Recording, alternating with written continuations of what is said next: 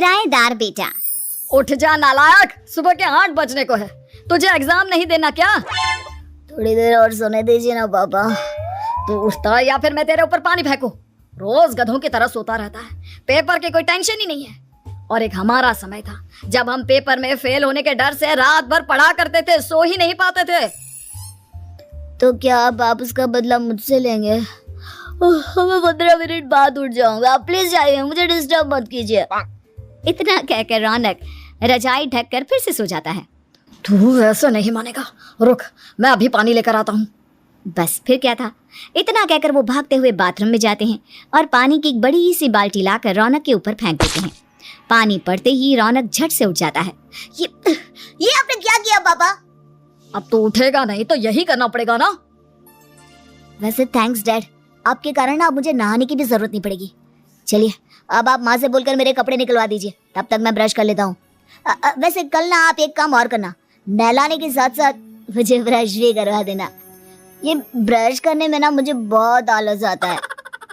रौनक की बातों से अरविंद का मुंह खुला का खुला रह जाता है। वो अपनी पत्नी कमला के पास जाता है और रौनक की हरकतों के बारे में बताता है, जिसे सुन उसकी पत्नी हंसने लगती है। तुम अपने बेटे को समझाने के बजाय हंस रही हो। रौनक बच्चा है, धीरे धीरे सुधर जाएगा, आप क्यों उसके पीछे पड़े रहते? अभी नहीं सुधरेगा तो कब सुधरेगा? 10वीं क्लास में है रौनक, वो अब कोई बच्चा नहीं रहा। अरविंद की इतना बोलते ही वहाँ रौनक भी आ जाता है। क्या डैड, मैंने आपको एक काम दिया था, वो भी नहीं हुआ आपसे। अरे क्या हुआ बेटा?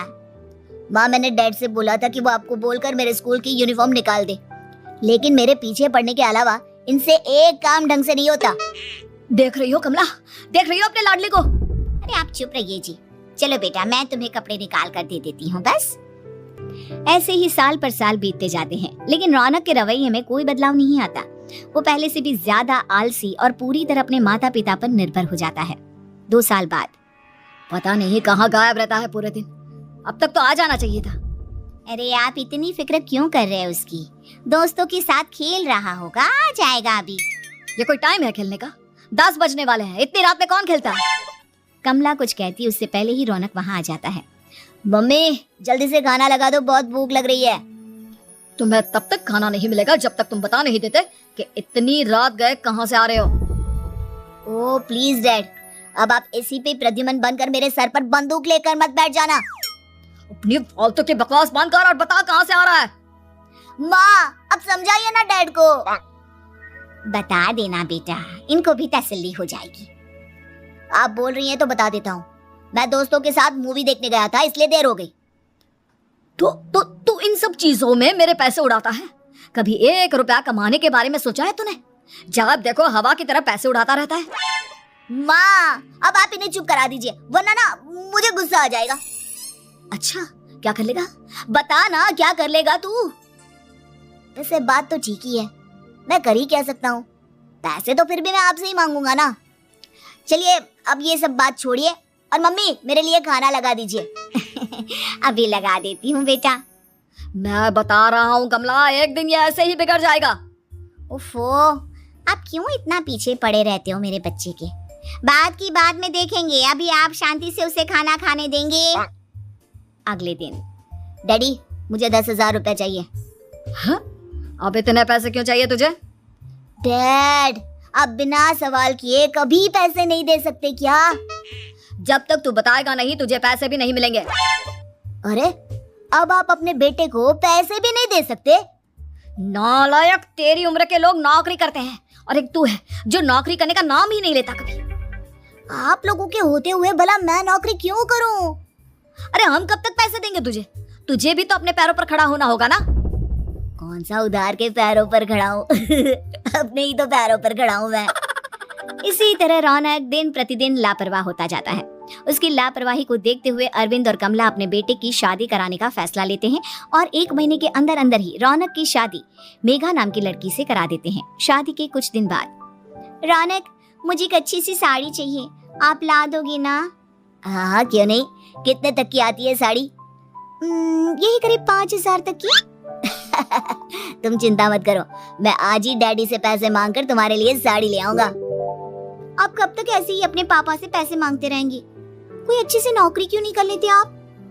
अरे डैड के होते हुए मुझे नौकरी करने की जरूरत ही क्या है? पर आप ऐसे कब तक उनसे पैसे मांगते रहेंगे?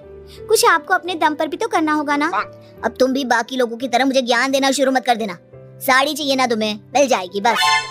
इतना कहकर रौनक अपने पिता से पैसे मांगने चला जाता है।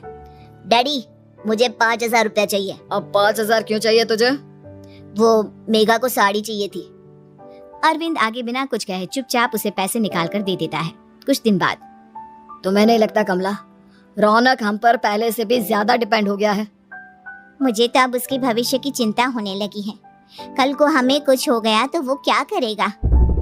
काश तुमने पहले ये सोच लिया होता तो आज हमारा बेटा इतना लापरवाह नहीं होता। तब मुझे कहाँ पता था कि मेरा लाड प्यार उसे इतना बिगाड़ देगा कि वो इस हद तक लापरवाह बन जाएगा।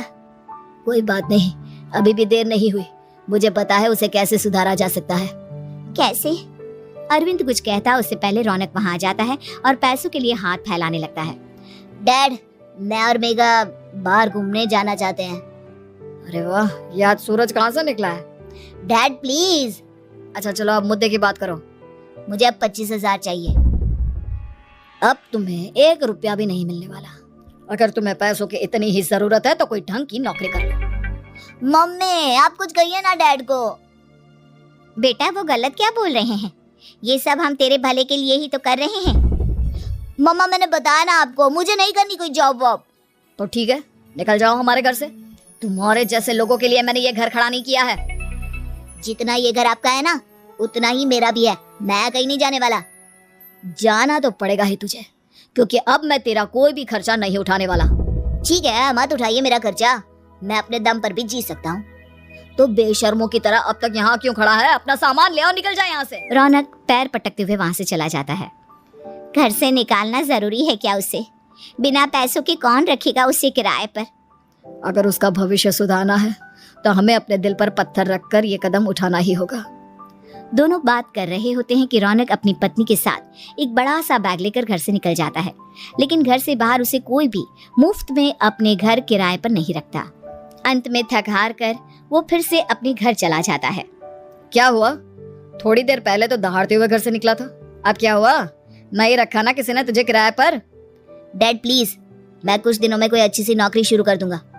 आप तब तक तो हमें रख लीजिए प्लीज। सुबह से रात हो चुकी है लेकिन कोई हमें रखने को राजी नहीं है। अब आप ही बताइए, इतनी रात को मैं मेघा को लेकर कहाँ जाऊंगा? ठीक है, बहू की वजह से मैं तुझे घर पर रख रहा हूँ, लेकिन तू इस घर में एक बेटे की नहीं बल्कि एक किराएदार की हैसियत से रहेगा। 3 महीने हैं तेरे पास। इन 3 महीनों के अंदर अंदर मुझे तेरी पहली तनख्वाह हाथ में चाहिए, समझ गया? पक्का डैड, इन 3 महीनों के अंदर अंदर तो कोई बढ़िया सी नौकरी ढूंढ ही लूंगा मैं।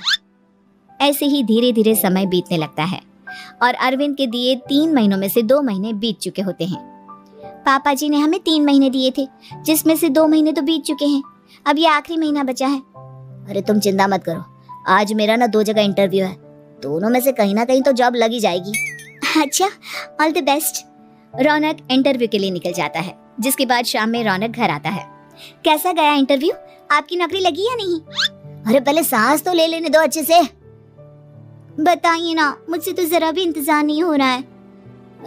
वो दरअसल बात यह है कि मेरी नौकरी तो लग चुकी है लेकिन पैसे बहुत कम है। कितने पैसे हैं? 15,000। इतने में अरविंद और कमला मिठाई का डिब्बा लेकर आ जाते हैं। बधाई हो बेटा।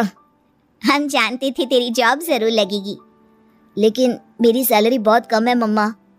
कम है तो क्या हुआ, धीरे धीरे बढ़ जाएगी। हाँ बेटा, हम तो बस चाहते थे कि तू अपने पैरों पर खड़ा हो जाए।